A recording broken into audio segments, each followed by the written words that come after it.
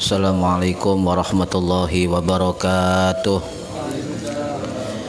Bismillahirrahmanirrahim. Ila hadratin Nabiil Mustafa Muhammad sallallahu alaihi wasallam wa ala alihi wa sahbihi ajma'in. Lahumul Fatihah.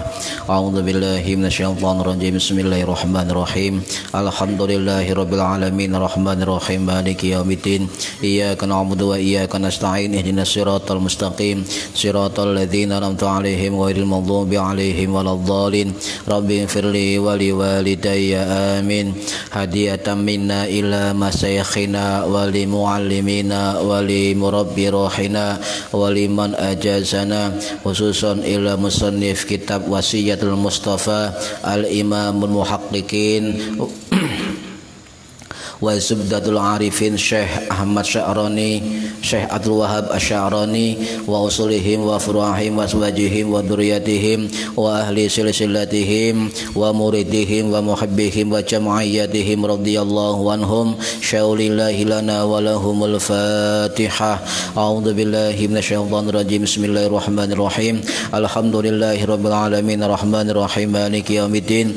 Iyyaka na'budu wa iyyaka nasta'in. Ihdinas siratal mustaqim siratal ladzina an'amta 'alaihim ghairil maghdubi 'alaihim waladdallin. Rabbi ighfirli wa liwalidayya amin. Tsumma ila abaina wa ummahatina wa jaddatina wa jaddatina wa ila ruhi man fataha hadhil qaryah wa man aqamaha wa li jami'il muslimina muslimat wal mu'minat al ahya'i minhum wal amwat ghafarahumullah lahumul Fatihah. A'udzu billahi minasyaitonir rajim. Bismillahirrahmanirrahim. Alhamdulillahirabbil alamin arrahmanir rahim maliki yaumiddin. Iyyaka na'budu wa iyyaka nasta'in. Ihdinas siratal mustaqim siratal ladzina an'amta 'alaihim ghairil maghdubi 'alaihim waladdallin. Rabbi ighfirli wa liwalidayya amin. Bismillahirrahmanirrahim. Alhamdulillahirabbil alamin. Allahumma shalli wa sallim wa barik ala sayyidina Muhammadin wa ala alihi wa sahbihi ajma'in. Wala haula wala quwwata illa billahil aliyyil azim. Amma ba'du. Ingkang kula hormati para bapak hadirin sekalian, alhamdulillah, monggo sing durung niat ngaji diniati talabul ilmi lillahi ta'ala. Mugi-mugi kang hadir kang rungokno angsal barokah manfaat maslahah wassalama wassaada fid dini wad dunya wal akhirah. Amin ya rabbal alamin. Halaman 10 baris yang kelima dari bawah. Bismillahirrahmanirrahim. Ya Ali, wahai Ali, i'mal, beramalah, kholison, dengan ikhlas, lillahi, karena Allah. Fa innallaha, mongko sak temene Gusti Allah iku la yaqbalu, tidak menerima, illa mangkana kholison liwajhihi, kecuali amal orang-orang yang ikhlas liwajhihi, karena mencari ridhone Gusti Allah. Qala dawu sapa Allah Ta'ala, faman kana yarju, maka barang siapa yang mengharapkan liqa'a rabbihi, perjumpaan dengan Tuhannya, falyamal, maka hendaknya mengerjakan amalan solihan, amal soleh, wala yusyrik, lan tidak menyekutukan bi ibadati rabbi ahada, dengan seseorang pun beribadah kepada Tuhannya. Tidak boleh menyekutukan seseorang ketika beribadah kepada Tuhannya. Hadirin rahimakumullah, ini keterangan pesannya Kanjeng Nabi Muhammad sallallahu alaihi wasallam kepada Sayyidina Ali karamallahu wajhah. Jadi ada kata i'mal, i'mal, beramalah, kholison, dengan ikhlas. I'mal ini adalah fi'il amar, ya, fi'il amar itu adalah kata kerja, ya, kata kerja yang menunjukkan arti perintah, ya, arti perintah. I'mal, beramalah, ya, beramalah.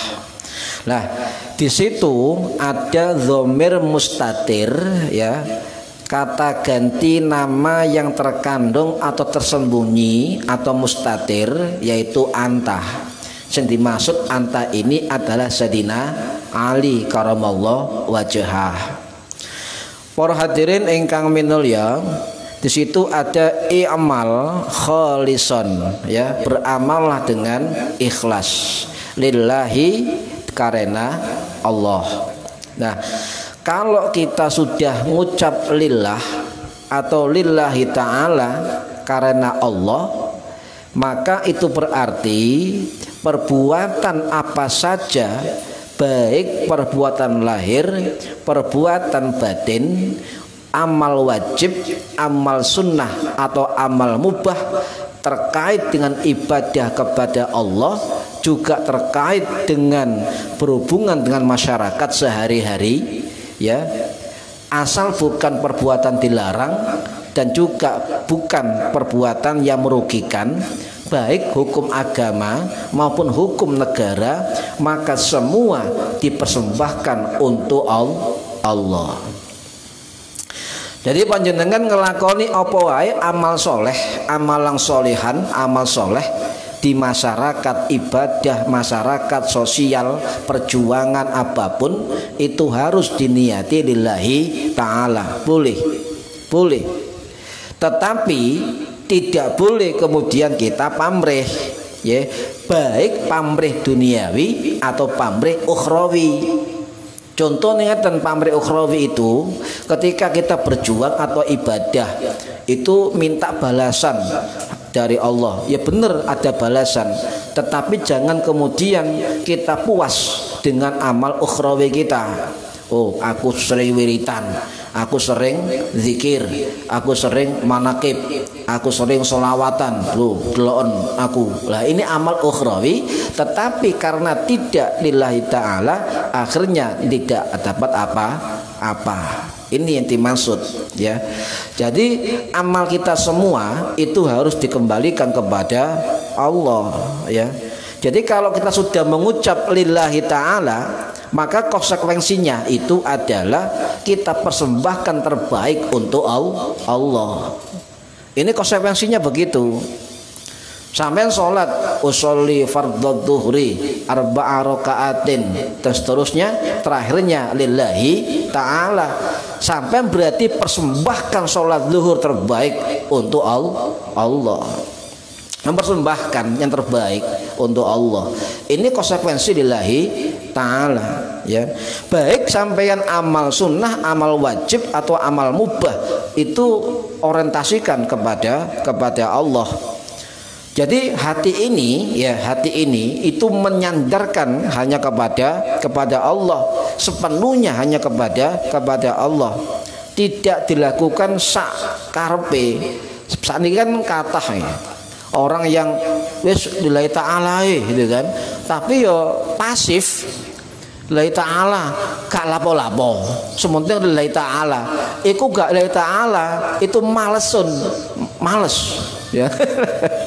Jadi lillahi ta'ala itu gak wis lillahi ta'ala terus menang, lillahi ta'ala terus apa adanya, tidak, ya. Tidak pasrah. Lillahi ta'ala pasrah, menang, pasif, bukan.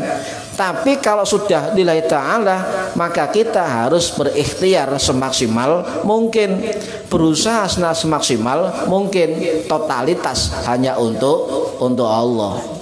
Wes pasrah aja kepada Allah. Allah sing bales nih kan. Nggak usah kemudian ya Allah, aku wiritan sampean kayak sugih. Nggak usah.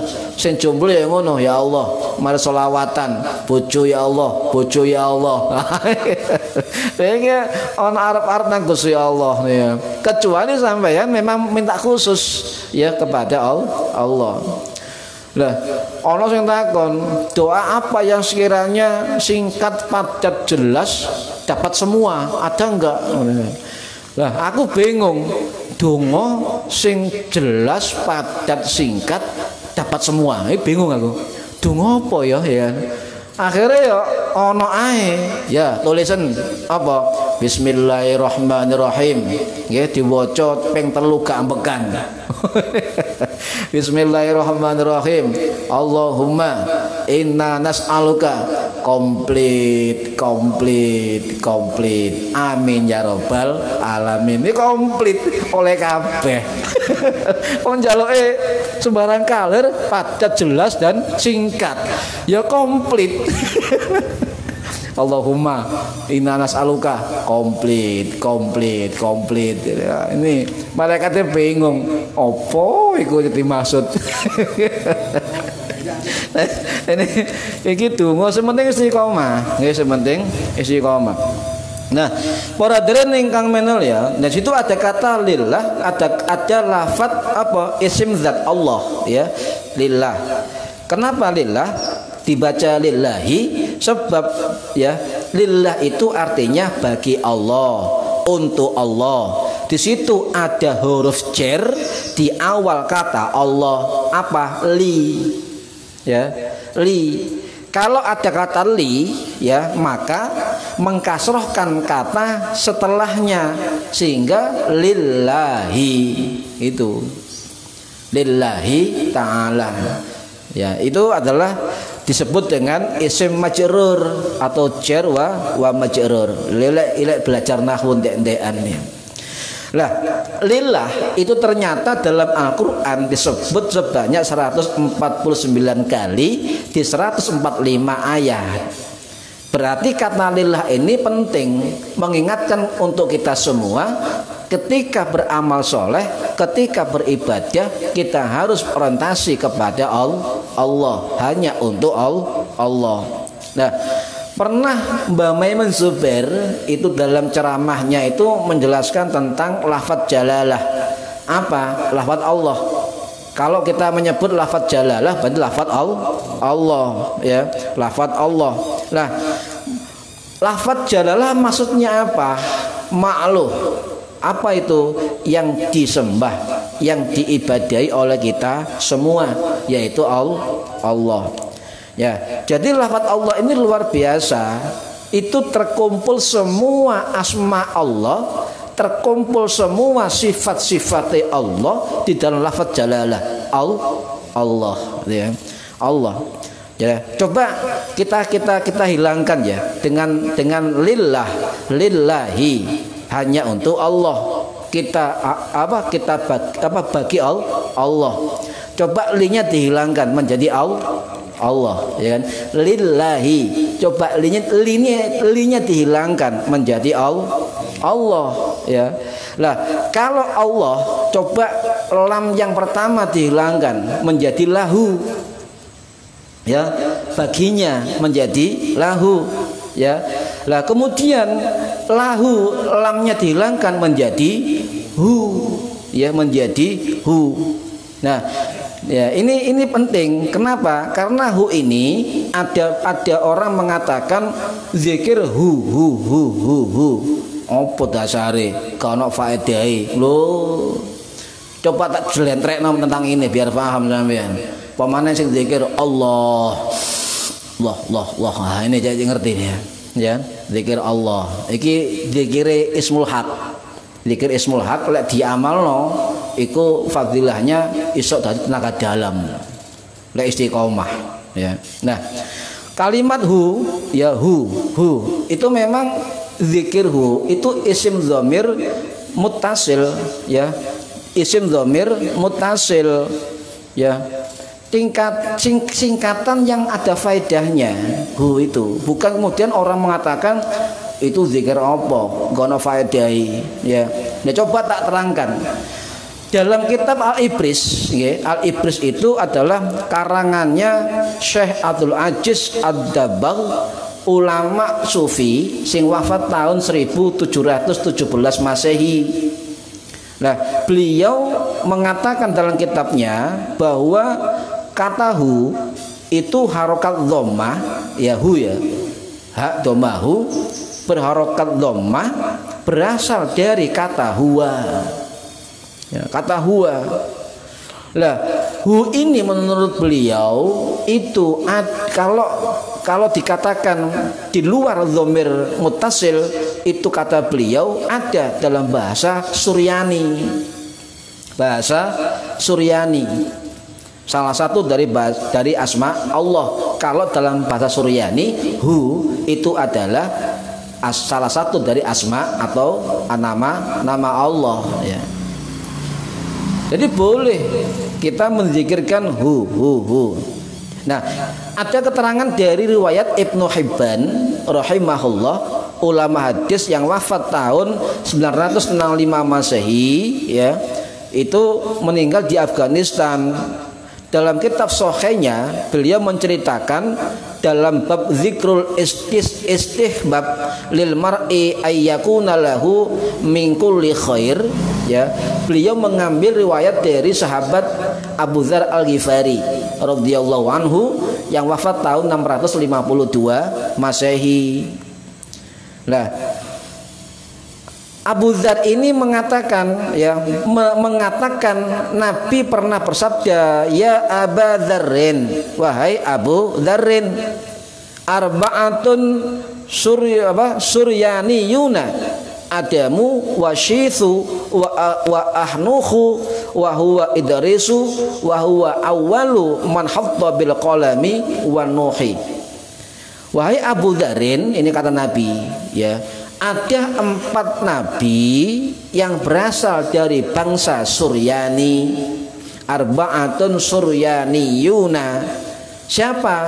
Yaitu Nabi Adam, Nabi Sis, Nabi Anuh, dan Nabi Idris.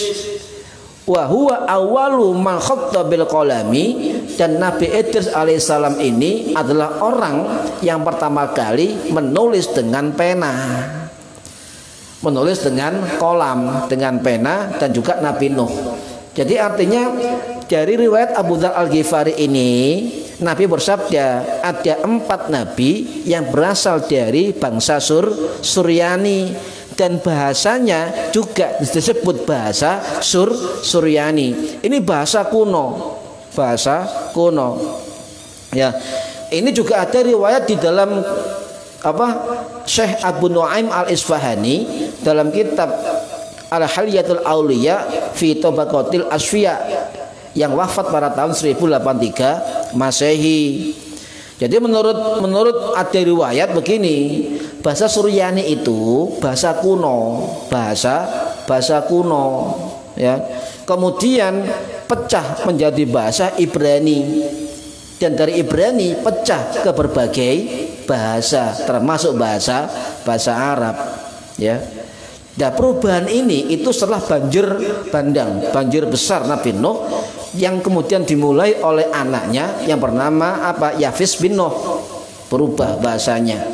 Nah, ada juga begini, jadi menurut keterangan kitab lain yang bahasa berubah itu adalah ketika pada masa Babilonia kuno ya, Babilonia kuno. Nah, ini ada juga cerita yang mengasihkan. Kenapa? Pemimpin atau ketua dari yang menulis mushaf Al-Qur'an, sahabat yang bernama Zaid bin Sabit ya radhiyallahu anhu, itu diperintah oleh Nabi Muhammad SAW untuk belajar bahasa Suryani. Diperintah. Zaid bin Sabit ini sahabat Nabi yang wafat tahun 665 Masehi di Madinah. Nah, Zaid bin Sabit menceritakan, amaroni Rasulullah SAW an ata'allama suryaniyata. Rasul memerintahkanku ya untuk mempelajari bahasa Suryani. Loh, bukan bahasa Arab, bahasa Suryani. Jadi kalau kita belajar bahasa selain Arab itu boleh. Sebab Zaid bin Sabit ya seorang yang hafidhul Quran, ketua tim penulis Al-Quran zaman Nabi sampai zaman Utsman bin Affan, itu diperintah oleh Nabi untuk belajar bahasa Suryani ya, bahasa Suryani, belajar bahasa Suryani. Tetapi dalam keterangan lain dijelaskan ya bahwa Imam Ali Al-Mubarakfuri dalam kitab Tuhfatul Ahwadhi Syarah Jami'ut Tirmidzi yang wafat tahun 1885 Masehi itu malah menjelaskan bahwa Zaid bin Sabit radhiyallahu an itu tidak hanya belajar bahasa Suryani tetapi belajar juga bahasa Ibrani Yahudi. Jadi bahasa sudah dipelajari oleh sahabat waktu itu. Jadi bahasa kerajaan sana suruh pelajari. Jadi bahasa dari kerajaan sana suruh pelajari itu, ya. Jadi sampai belajar bahasa Inggris, Spanyol, bahasa Madura, nggih monggo. Ya. Tetapi Qur'ane aja sampai ditinggal. Ya, sampai tinggal. Saiki wah titik bahasa Arab, ya. Jadi jenenge misalnya jenenge ya, Abdul ya nang kota diganti Abu Suja, diganti Abu apa? Abu Fadilah. Masisan Abu Gosok pisan ya. Biasa saja. Jadi nama-nama kita walaupun Jawa itu sepenting ada artinya yang baik. Tidak masalah ya. Enggak usah Arab-Araban tidak masalah. Nah, ini riwayat dari sinten dari Imam Ali Al-Mubarakfuri, ulama India. Ya, Anna Zaidan ta'allama lisanaini, bahwa sahabat Zaid bin Sabit itu belajar dua bahasa, yaitu bahasa Suryani dan bahasa Ibrani Yahudi. Ya, Gus Dur itu juga paham bahasa Ibrani, makanya cedek ambek wong Yahudi. Dan salah satu rahasia-rahasia konsep-konsep dunia itu katanya itu dalam bentuk bahasa Ibrani, Yahudi Israel. Nah ini nggak apa-apa, kita belajar bahasa Ibrani Yahudi, belajar bahasa Suryani. Sekarang yang lagi ngetren bahasa Inggris, kunci Inggris. Nggak apa-apa, silakan. Yang penting ibadah gak ketinggalan.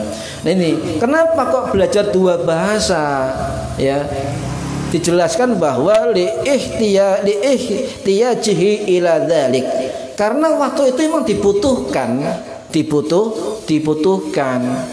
Nabi berdakwah ke Romawi, Nabi dakwah nang Persia, Nabi dakwah kemana?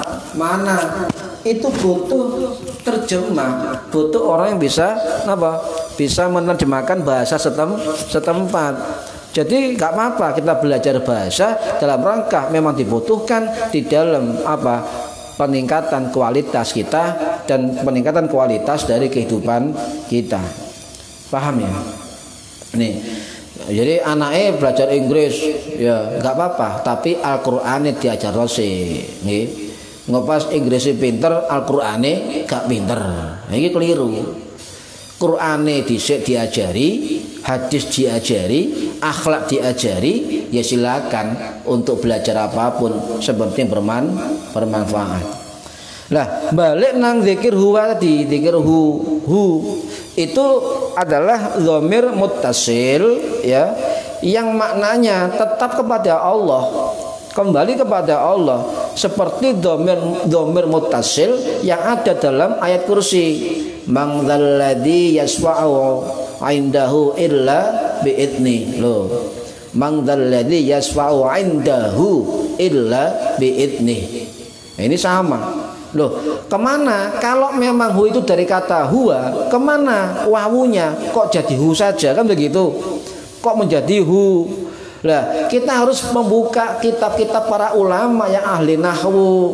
Contoh dalam kitabnya Imam Al-Ambari An-Nahwi, ulama yang wafat tahun 1181 Masehi. Loh, tahun 1181 Masehi sudah dijelaskan hu. Ya, Allah, hu. Wes dijelaskan abad 11. Saiki kok ana sing nerangno hu itu bid'ah sayyi'ah, ya bid'ah jelek. Loh, ayo belajar kita para ulama zaman dulu. Nah, di dalam kitab Imam Al-Ambari ya An-Nahwi, dalam kitab Al-Insaf fi Masaidil Khilaf bainan Nahwiyin Al-Basriyin wal Kufiyin, dan juga dipertegas oleh keterangan Imam Abul Hayyan Al-Andalusi An-Nahwi Al-Maliki Asy-Syafi'i Beliau ahli tafsir dan juga ahli bahasa Arab yang wafat tahun 1343 Masehi. Nah, kedua beliau ini mengatakan bahwa huwa itu adalah kalau hanya diambil hu saja, haknya itu adalah asliyah, dan wawu itu ziyadah atau zaidah tambahan. Sehingga kalau dibaca hu saja itu berarti ada faedahnya, tetap mempunyai faedah, tetap. Nah, kalau belajar lagi coba kita buka kitab Tafsir Mafatihul Ghaib karangannya Imam Fakhruddin Ar-Razi yang wafat tahun 1210 Masehi. Beliau mengatakan dalam kitabnya begini, asma Allah dan sifat-sifatnya ada yang berbahasa Persia, berbahasa Turki, berbahasa India dan lain-lain. Jadi nama-nama Allah ini juga tidak hanya dalam bahasa Arab, juga ada dalam bahasa-bahasa yang lain, baik bahasa wong Persia, bahasa Turki, bahasa India dan lain-lain. Ini keterangan ulama besar tafsir yang bernama Imam Fakhruddin Ar-Razi yang wafat tahun 1210 Masehi. Wis jelas itu. Jadi boleh kaum muslimin menurut beliau boleh membaca dan mengamalkan wirid hu. Biasanya untuk rekod nih ya. Hu boleh. Abad rolas sudah dibahas ya. Abad 20 kok umek mana iki. Coba sama delok nang YouTube itu, ada saja ya. Makanya orang NU, Kiai NU kok meneng ya, gak umek. Wis soalnya wis khatam kitabe. Wis khatam ya. Jadi gak umek. Sing umek ku gak ngerti tafsir. Sing umek sing gak ngerti ilmu nahwu. Sing rame iku gak ngerti apa-apa ya. Jadi dianggap ya ini perlu diterangkan sebab biar nggak salah faham. Lek salah faham diluruskan, faham mendingan. Tapi harus diurui kemudian disalah fahamkan, ini beda. Salah faham dia dilurusno jadi faham, alhamdulillah. Tetapi dasari benci, geting ya. Dilurusno bagaimanapun tetap tidak menerima dan tetap disalah fahamkan. Ini beda. Mau salah tok isine pokoke kok ndak bener ya. Kapan oleh 100? Kok salah terus ya. Nah, ora ingkang menul ya. Bahkan beberapa ulama besar kita lihat dalam ulama Ahlus Sunnah wal Jamaah, kalimat kata hu tadi ya, huwa dan hu itu merupakan salah satu ismul a'zam, nama yang agung dari Allah Subhanahu wa taala. Loh, buktine napa? Ini keterangan dari Imam Ibnu Hajar Al-Asqalani, ulama ahli hadis bermadzhab Syafi'i yang wafat tahun 1449 Masehi dalam kitab Fathul Bari Syarah Sahih Bukhari. Ada keterangan bahwa hu itu adalah bagian dari Ismul A'zam. Siapa sih nggak kenal Ibnu Hajar Al-Asqalani? Kitab Syarah Bukhari terbaik menurut para ulama hadis ini. Ada lagi keterangan dari Imam Syekh Ali bin Ahmad bin Nuruddin Al-Azizi dalam kitab Sirajul Munir Syarah Jami'us Shaghir Imam Suyuti juga sama. Menurut beliau hu itu termasuk bagian dari Ismul A'zam. Ya. Gak marem ono maneh Syekh Ismail Haqqi Al-Burusi dalam kitab Tafsir Ruhul Bayan. Sapa sing gak ngerti tafsir iki? Terkenal ini masyhur kitab Tafsir Ruhul Bayan. Beliau meninggal pada tahun 1725 Masehi. Loh, abad 12 sudah dibahas ya. Abad 13 wis dibahas. Abad 14 tadi sudah dibahas. Sekarang ulama abad 17 sudah juga menjelaskan. Ya. Ana maneh Fakhruddin Ar-Razi juga mengatakan hu itu adalah bagian dari Ismul A'zam dalam kitab Mafatihul Ghaib. Bahkan beliau menerangkan ada 20 faedah hu. Loh, bayangkan 20 manfaat kita membaca hu, wirid hu. Ya jadi guyu. Memang lucu hu. Tapi hati mereka sambung nang Gusti Allah. Ya. Sampe meneng nang ati hu. Tapi cok kuali hi. Itu wedi gak pikiran iki. Hi.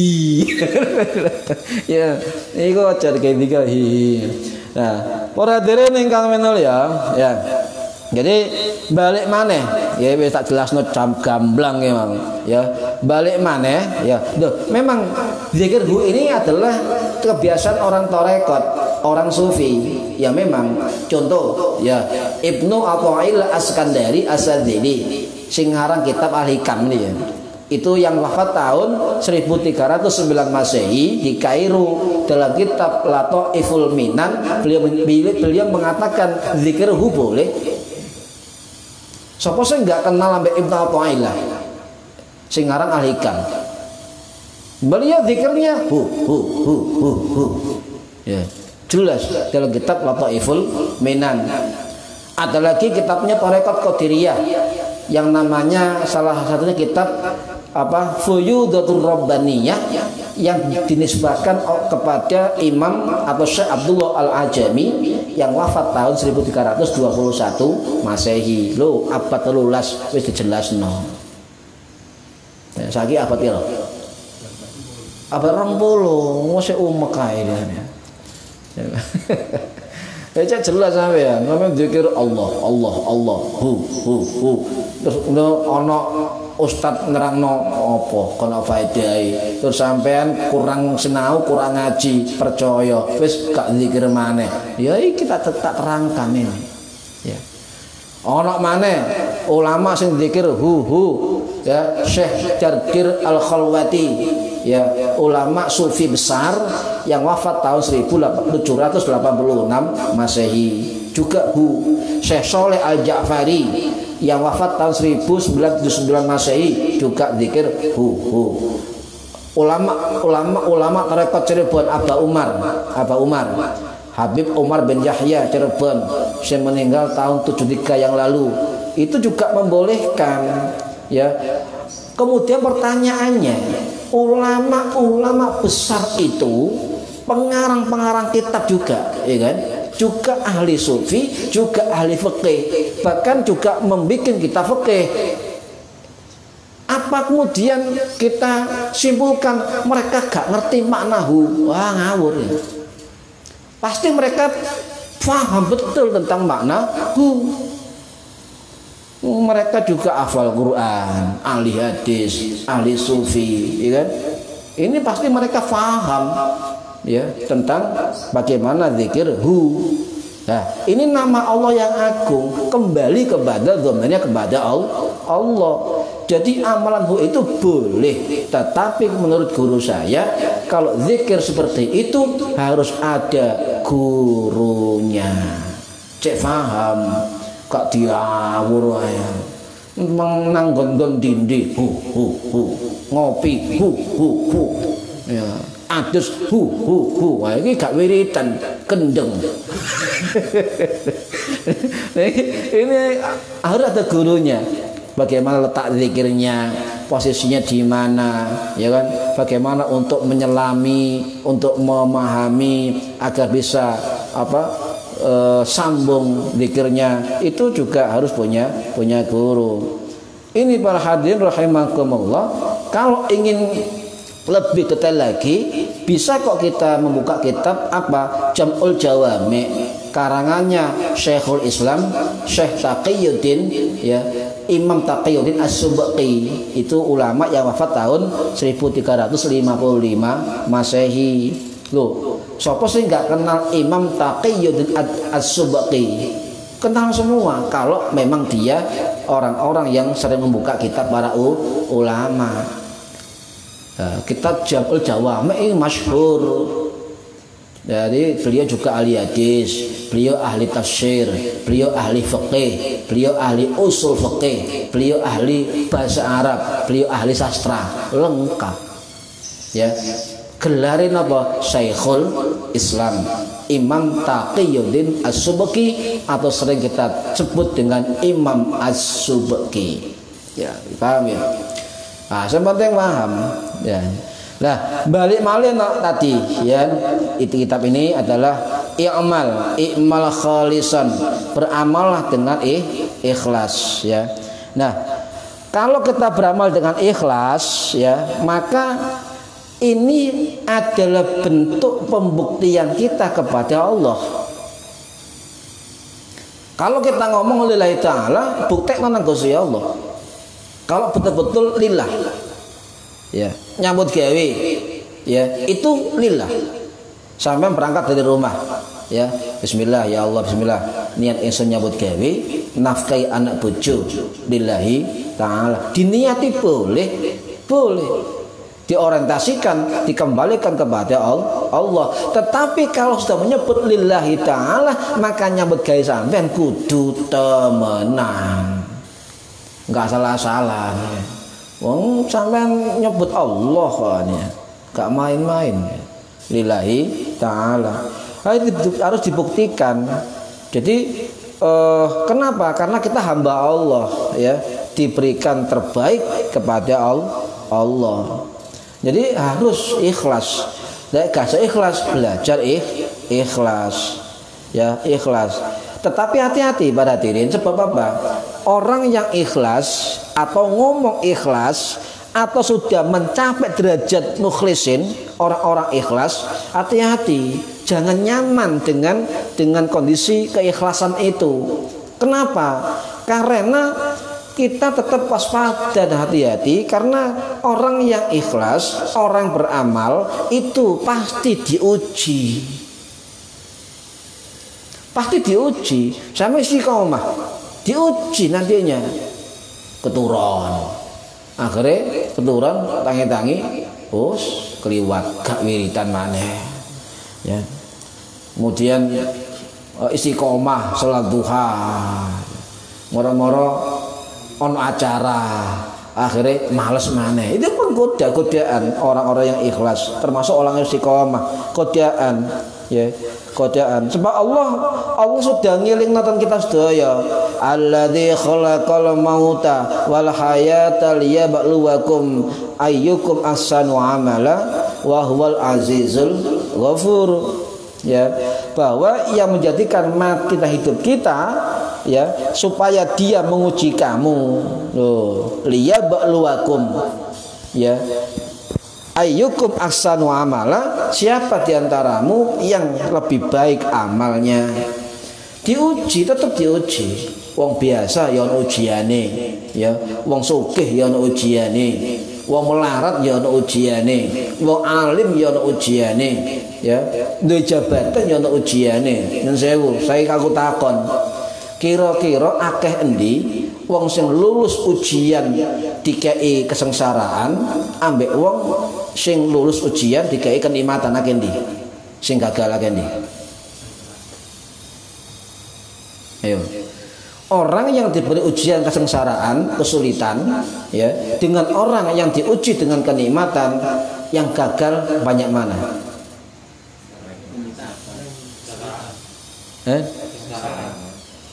Sengsaraan.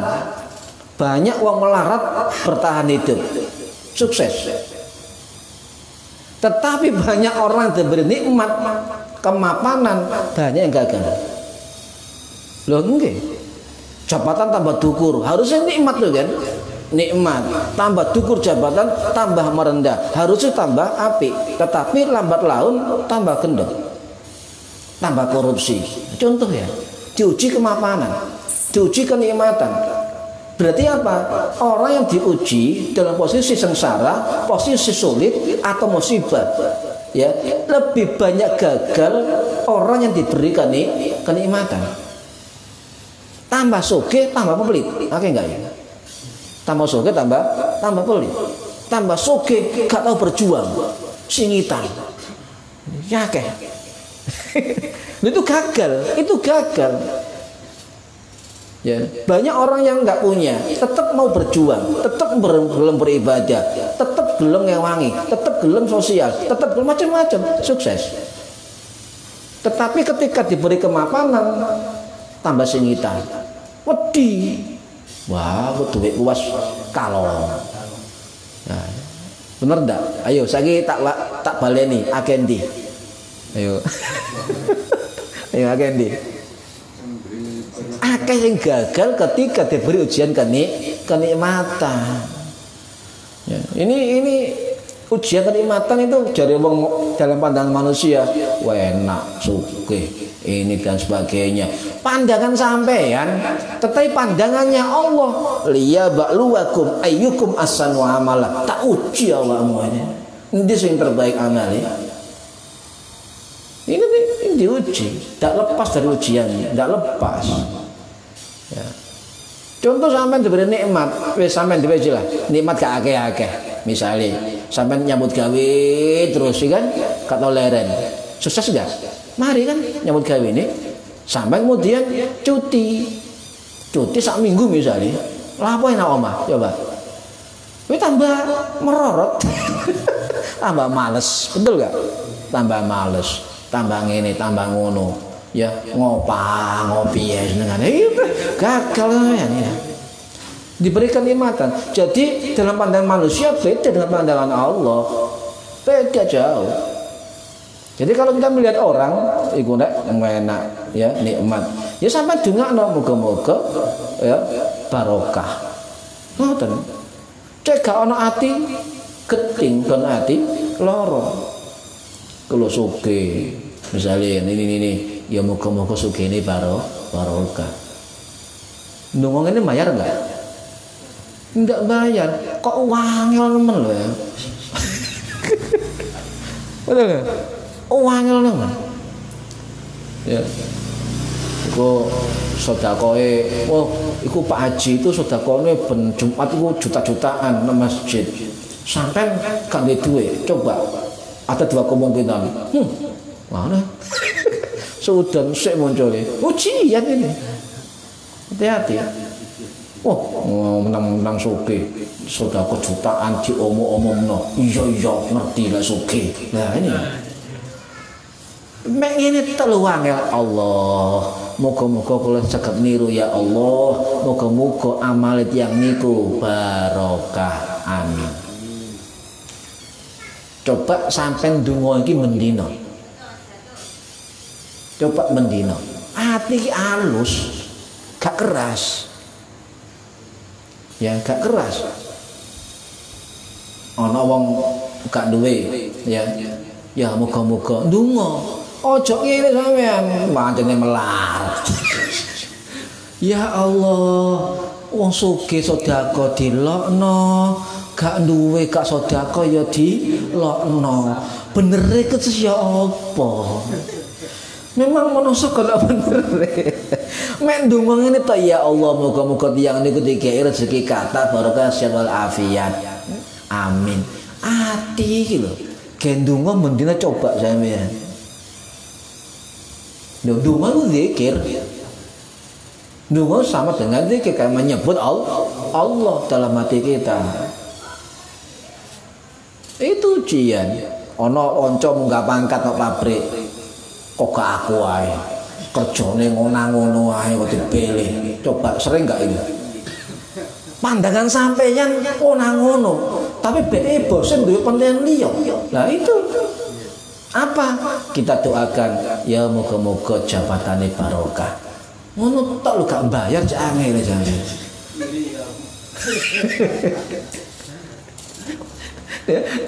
Tak takone maneh akan ya ujian sengsara ambek ujian nikmat akan disinggakan. Ayo akeh sing kayak nikmat gagal ya gagal. Contoh ini banyak terjadi di nyon sewu.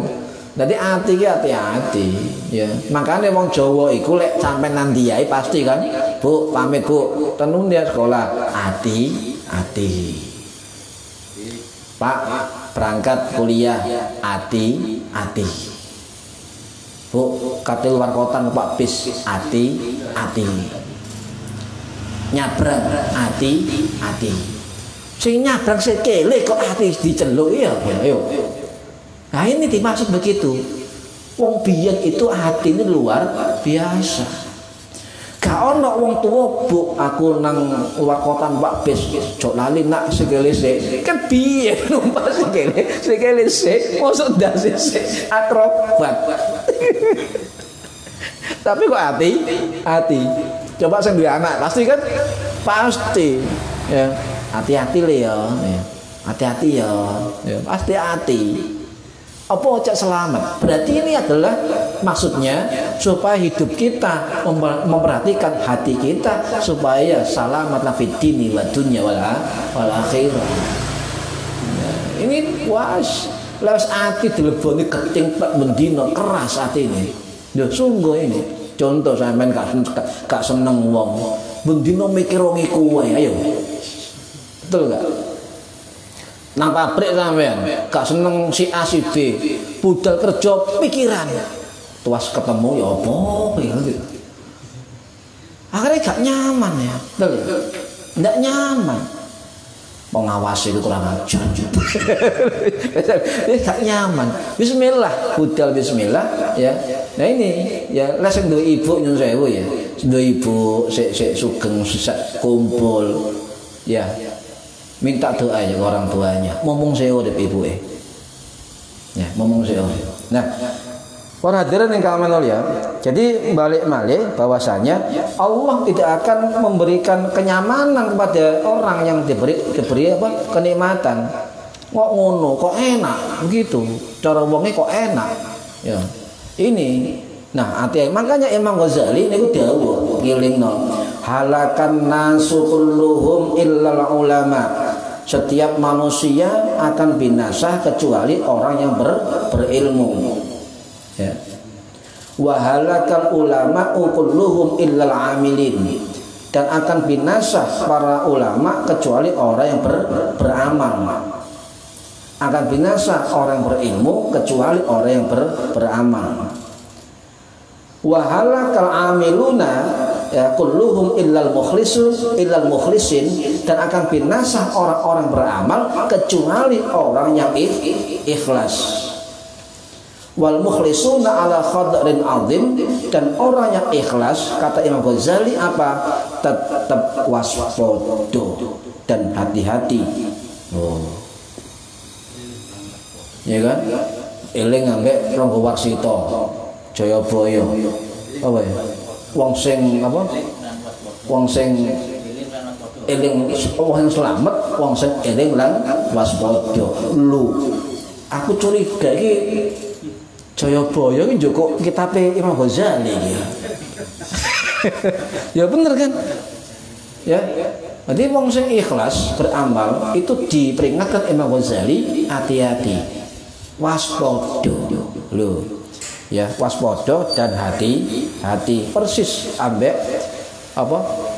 Omongane Jayabaya kan, eling lan waspada.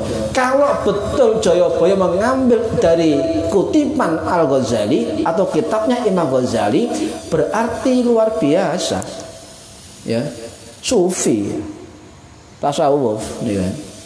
Nah ini ya iku pangling lho ya. Kemudian oh iku ngobong-ngobong iki paling nang kok mirip iki kan.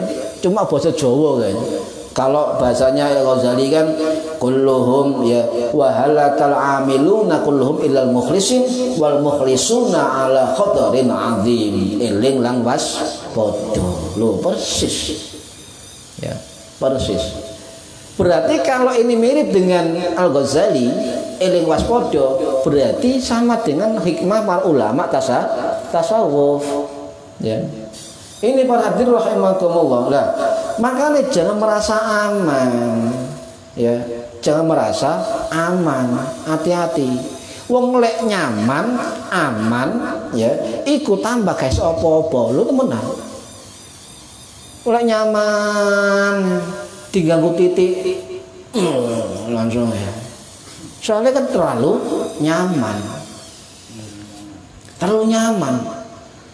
Misalnya ngajar, ya ngajar, itu seolah-olah dipek dewi sembarangan ya. Padahal tek wong akeh ya. Nyaman ya. Akhirnya ketika diingatkan marah. Nah, ini kenyamanan itu menimbulkan kesengsaraan. Ketika ada orang yang mengingatkan, itu dia berpikiran khawatir kehilangan. Jadi dengan cara apapun akan dipertahankan, dengan fitnah pun juga akan dipertahankan kalau itu bertahan. Ya, ini sudah banyak contoh di mana-mana, hati-hati. Jadi ujian ku akeh, ya musibah ya ujian, kesulitan ya ujian, penyakit ya ujian, pinter ya ujian, ilmu ya ujian, sakti ya ujian, rumangsa sakti ya ujian. Ya, ujian. Rumangsa isa ya ujian, anak ujian, istri ujian, kabeh ujian. Nah, karena apa? Musuh terbesar kita adalah setan, dan musuh terbesar kita adalah hawa nafsu, dan musuh terberat kita ya sampai meninggal adalah setan. Ini hati-hati. Dua musuh ini.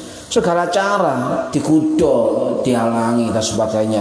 Ya segala cara setan melakukan ujian. Nyesewu bahkan itu mempercantik maksiat kita setan itu. Contohnya tadi sampean kata nama masjid, wah aku tak jamaah ini. Jamaah sholat. Apik kan? Setan bisi jamaah turu ayo. Ayo jamaah. Wudu. Apik kan? Apik. Wudu. Nggak minyak wangi. Cek ketok sip. Ojo kali kopi ae. Lho, setan kabeh dielingno. Ya. Baru tutuk kono. Ono pacare. Niate jamaah ketok pacare akhirnya beda. Melenceng. Lho, setane sukses. Akhirnya niate gak niat lillahi ta'ala, li pacar. Loh, hati-hati loh ini. Tipis bedanya ini. Ya. Sering nggak sampai ngono? Ayo coba. Sering nggak? Bengkong niate yo. Sering. Contoh, kate mulih, tak nawang tuwa rek mulih, wayahe mulih. Tengah-tengah dibel kanca. Silaturahim nang ibumu.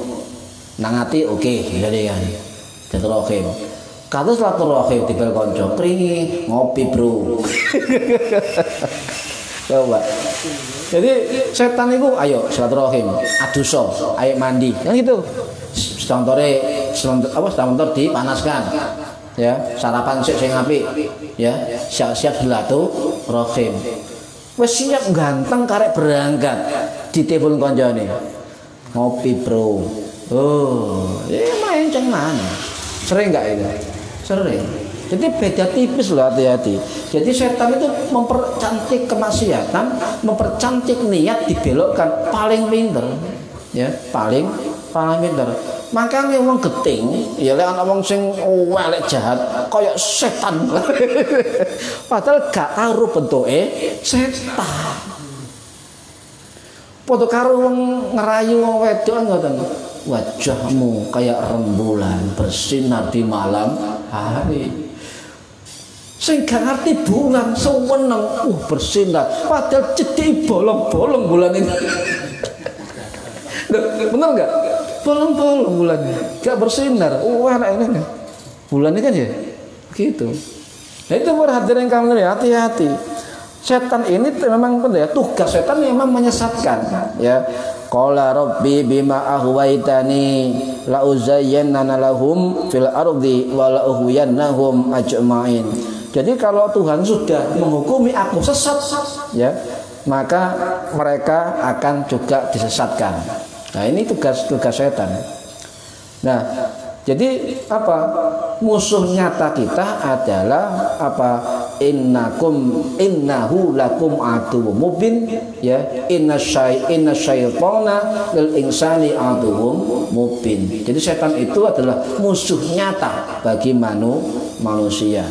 Lah wala tattabi'u khutuwatis syaitan, dan jangan mengikuti langkah-langkah setan. Iki lek artinya kan ngoten. Coba terjemahan sampean.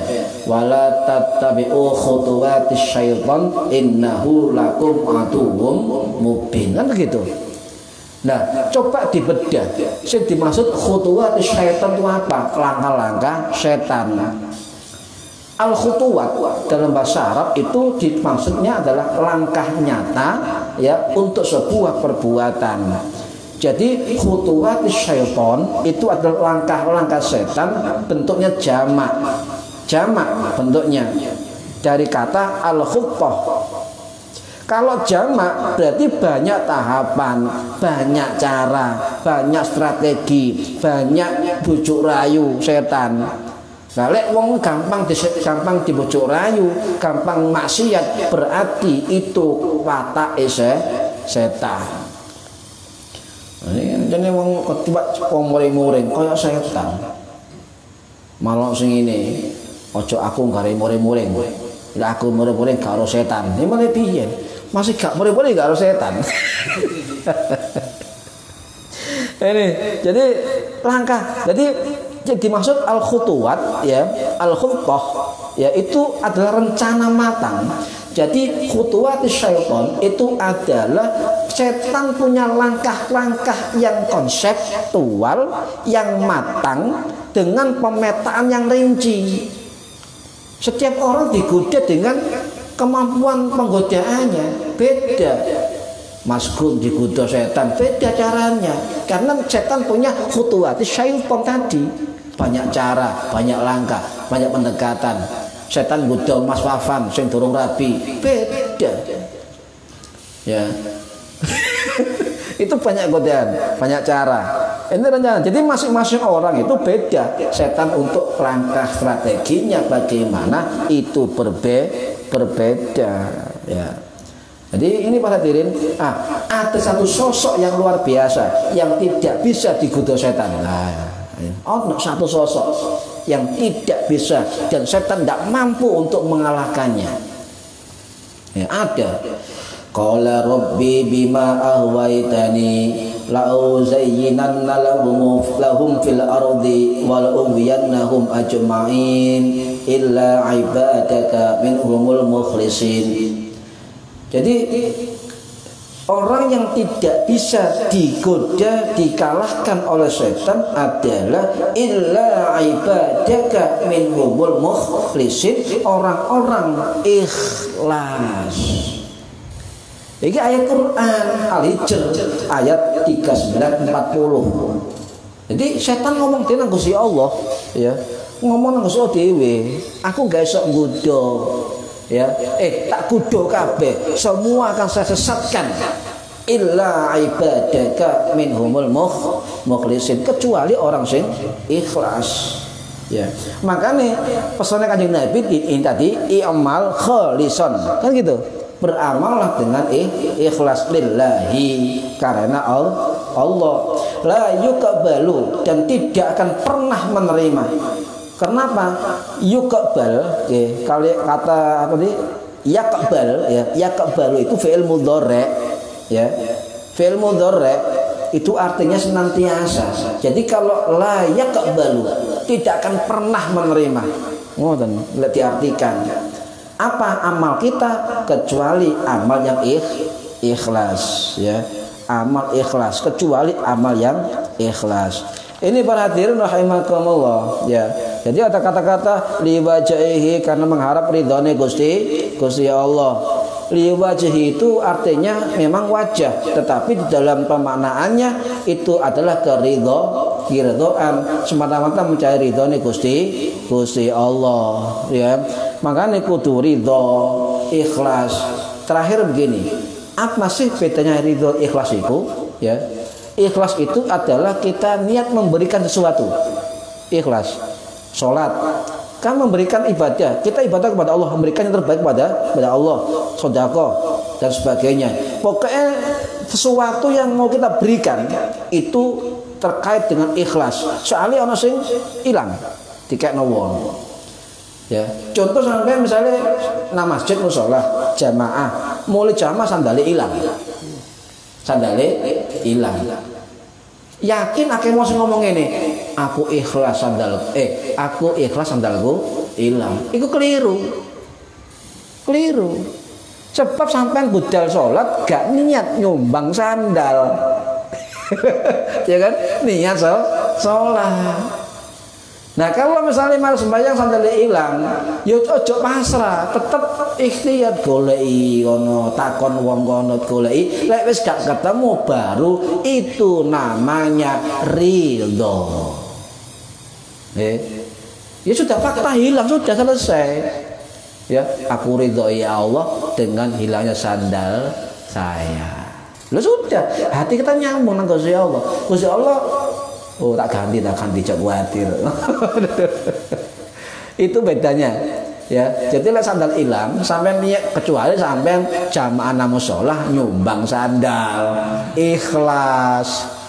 Tapi sandal hilang gak karena disumbangkan dan faktanya hilang dan tidak ketemu, maka itu sebuah kenyataan yang harus dihadapi, diterima dengan rasa rela atau ridho. Itu bedanya ikhlas ambek ridho. Paham ya? Nah ini banyak yang salah paham ya, ridho dan ikhlas. Ya, janjian. Mas Andi janjian mbek wong. Oke, janjian. Moro-moro gak ketemu wong nah. Ya. Ngenteni sampai entek kopi 5 gelas gak teko-teko. Apa yang terjadi? Sampeyan nelpon. Halo, gak nyambung. Sudah selesai, akhirnya memutuskan, oh mungkin wong repot. Aku ridho. Itu. Ojo ngomong aku ikhlas sama gak ketemu aku. Ya udah ikhlas, kepokso ya. Itu ridho. Jadi faktanya itu terjadi dan kita tidak bisa merubah sesuatu itu, maka hadapi dengan sikap ridho. Tapi kalau kita niat memberikan, buat ibadah, mau ikut duit, mau sedekah, niat mengeluarkan apapun dari diri kita, baik tenaga atau apapun, maka itu namanya ikhlas. Paham ya? Moga-moga manfaat di dunia wa dunya wal akhirah. Al-Fatihah. Bismillahirrahmanirrahim. Maliki yaumiddin. Iyyaka na'budu wa iyyaka nasta'in. Ihdinas siratal mustaqim. Shiratal ladzina an'amta 'alaihim ghairil maghdubi 'alaihim waladdallin. Rabbi ighfirli wa li walidayya. Amin.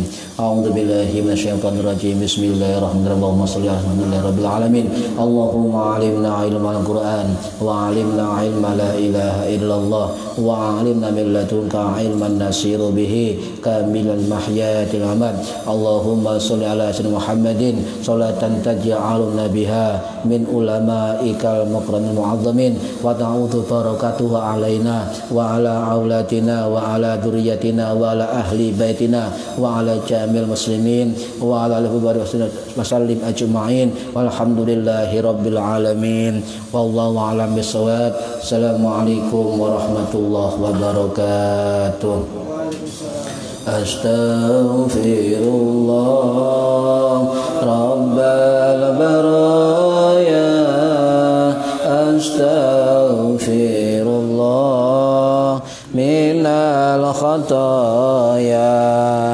Rabbi zidni ilman nafi'an wa wafiqni amalan salihan. Tambah suwe awak tambah tua, tambah suwe umur tambah sudah, tambah dunya lali sing kuwasa, tambah dosa mlebu neraka. Astaghfirullah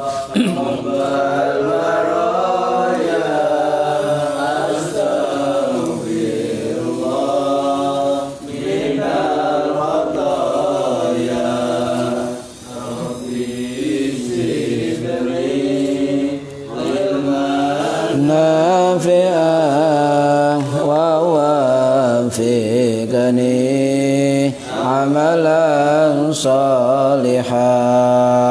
Ojo ngaji semaya tua durung karuan umurmu dawa. Ojo ngaji semaya soge durung soge nyawa wis mulih. Astaghfirullah Rabbal baraya, astaghfirullah minal khataya. Rabbi zidni ilman nafi'an wa wafiqni amalan salihah. Ya Allah Gusti kula nyuwun pinaringan kesang istiqomah. Ya Allah Gusti kula nyuwun menawi pejah husnul khatimah.